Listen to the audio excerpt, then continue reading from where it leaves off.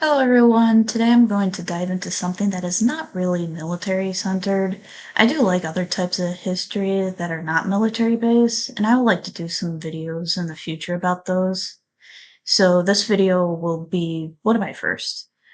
And I thought this video would be appropriate as this year is the 50th anniversary of the sinking of the Edmund Fitzgerald, and I plan to upload this video on the day of the accident. That is November 10th. So let's get into it.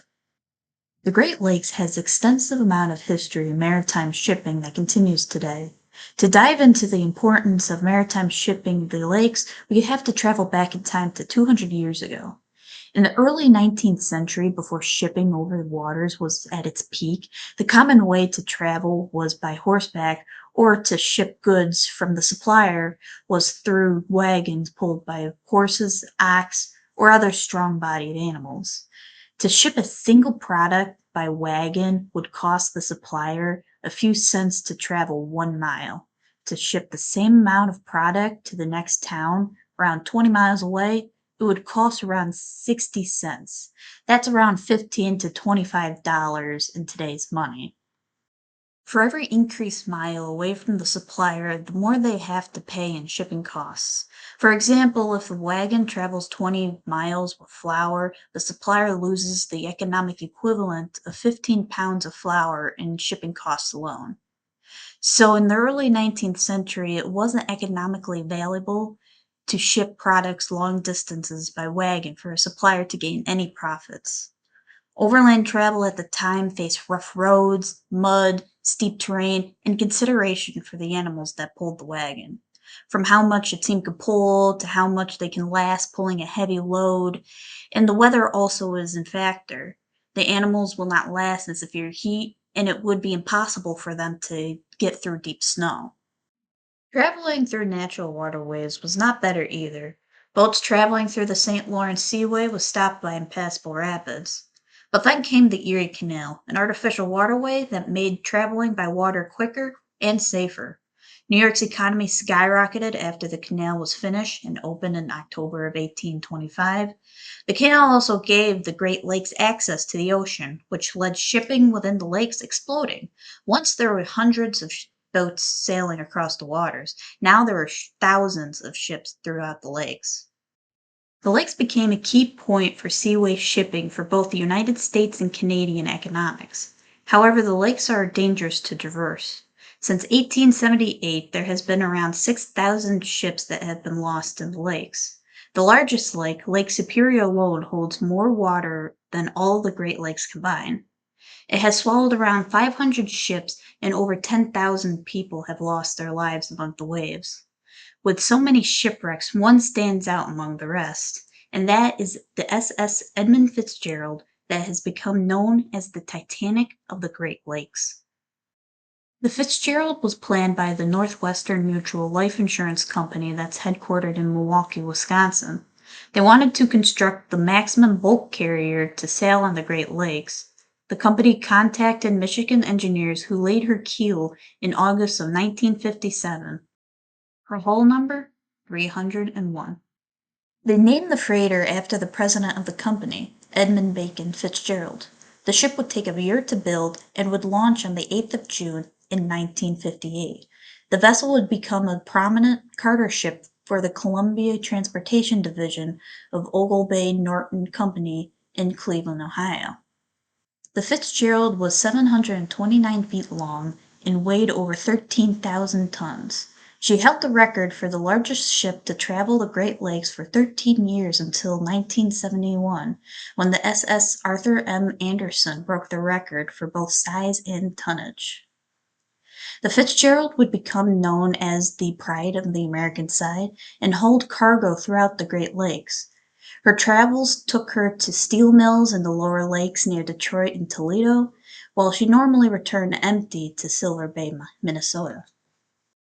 Some people believe the ship was cursed from the start. On June 8, 1958, thousands showed up to see her launch in River Road, Michigan. The beloved president of the company was honored when he learned the ship would be named after himself and was present at the event.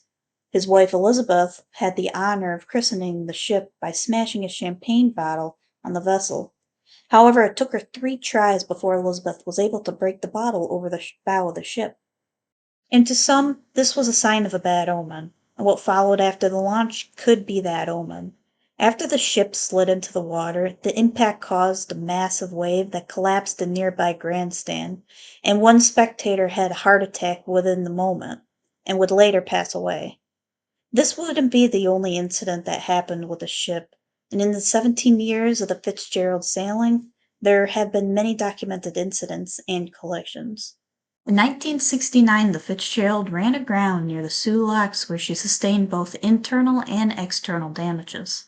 A year later, on May 1st, the vessel collided with the SS Hochelaga, a bulk carrier at the mouth of the Detroit River. Both ships sustained minor damages. No more than 5 months later, the Fitzgerald sustained more damage after striking a lock wall at the Sioux Locks, and again a few years later in 1973. The ship would have two incidences in 1974 when, on January 7th, the Fitzgerald lost its 12,000-pound anchor in the Detroit River when a link in the chain separated when the crew was raising the anchor. The anchor would be later recovered in 1992 and is now on display at the Dawson Great Lakes Museum. Later on in 1974, the ship would again strike the wall of the Sioux Locks. Despite the accidents over the ship's active years, when the ship went down in Lake Superior on November 10th, it made national news and it's still talked about today. Despite these recorded accidents, the Fitzgerald was a massive workhorse. The largest ship at the time to sail across the Great Lakes, she was bound to set some impressive records. Not only did she hold the title for the largest ship to sail across the lakes, she would time and time again set records for carrying the largest loads for a freight vessel.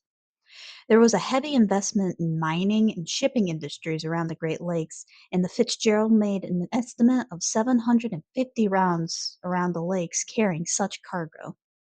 The Fitzgerald's final voyage began on November 9th, 1975, at Burlington Northern Railroads in Wisconsin and loaded her cargo at dock number 1. The captain of the vessel, Ernest McSorley, who's been in charge of the Edmund Fitzgerald since 1972, a seasoned veteran of the lakes who was nearing retirement. Fitzgerald took on a load of over 26,000 tons of taconite pellets that are marble-sized balls made out of processed iron ore. The ship departed the docks around 2:30 in the evening en route to a steel mill near Detroit, and was later joined by another freight ship, the Arthur M. Anderson, who departed from Two Harbors, Minnesota. Due to an incoming storm, the two ships took a more northern route through Lake Superior, where they could be protected by the highlands along the Canadian shore. That took them between Isle Royale and the Keweenaw Peninsula. The two ships would then take a more southeastern direction to try to reach Whitefish Point to be sheltered from the storm. The weather conditions continued to get worse, and gale warnings kept coming through. By the morning of the 10th, the storm warnings were upgraded, and wind gusts reached 50 knots while sea waves were 12 to 16 feet tall. The gales of November came early. Both captains had piloted their ships in similar weather conditions, so they pushed through. The captain of the Anderson, Bernie Cooper, observed the Fitzgerald 17 miles ahead of them as the ship sailed through Six Fathom Shoal. That area has dangerous shallow waters, and by this time, snow and spray obscured the Fitzgerald from sight, but she was still visible on the Anderson's radar. The two captains kept in touch with each other while the storm was raging on. McSorley reported damages to his ship, and both of his water pumps were running. No alarms were reported from Captain McSorley, and Captain Cooper reported weather conditions worsened. Winds from the northwest were around 58 knots, while waves reached up to 20 feet in height. Captain Cooper would then report around 7 p.m. that a massive wave was observed to engulf his vessel from astern and made its way along the deck that drove the bow of the Anderson down into the waves. Morgan Clark, the first mate of the Anderson, kept watch for the Fitzgerald on radar, but soon reported losing sight of the ship's radar outgoing signal. This meant the waves of Lake Superior during that storm were so high that they interfered with radar reflection. Clark would be the last man to communicate with the Fitzgerald. Clark radioed McSorley, quote, "By the way, Fitzgerald, "How are you making out with your problems?" Captain McSorley replied, "We are holding our own." These would become the last known words from Captain McSorley. The Anderson took lead in the search. When the ship would pass over the last known pinpoint of the Fitzgerald, the Anderson's crew found two of Fitzgerald's lifeboats and other types of floating debris, but no sign of the ship or any survivors. Another ship, the William Clay Ford, was the only other ship to leave the safety of Whitefish Bay to join in on the search at the time, but both proved futile in the search of any survivors. By 10 p.m., the Coast Guard sent out a search party that arrived the following days to conduct an extensive and thorough search of the area. Over those few days, a side-scan sonar located two large pieces of wreckage 17 miles northwest from Whitefish Point. Years later, the Coast Guard released their official report on the sinking of the Edmund Fitzgerald, and they conclude that it's unclear on how the ship went down. However, there are many theories on how the freighter sank. Lake Carriers Association claimed the crew of the Fitzgerald improperly closed the hatch covers that led to flooding. Captain Cooper believed the ship was sinking since it passed over the shallow waters of Carrybull Shoal, and it's possible for the ship to have struck the bottom and ripped open a hole. Structure failure is also a possibility due to massive waves engulfing the ship that could have pushed the bow underwater and hit the ground that caused the breakage, or she took on enough water to lose her buoyancy and dive quickly to the bottom.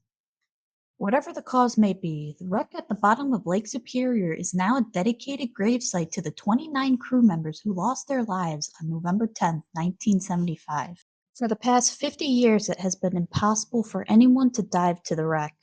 Teams need special permission from the Canadian government to do any research at the site. Many memorials were built for people to visit, though, and the Great Lakes Shipwreck Museum at Whitefish Point has an exhibit dedicated to the Fitzgerald. TV show host Josh Gates featured this exhibit when he visited the museum for an episode of his TV series Expedition Unknown. Every year there are ceremonies held to remember the lives lost that fateful day. At the Detroit Mariners Church, their bell rings one chime for all 29 lives. However, on May 2nd, 2023, their bell rang 30 times, 29 for the crew and one for Gordon Lightfoot after his passing.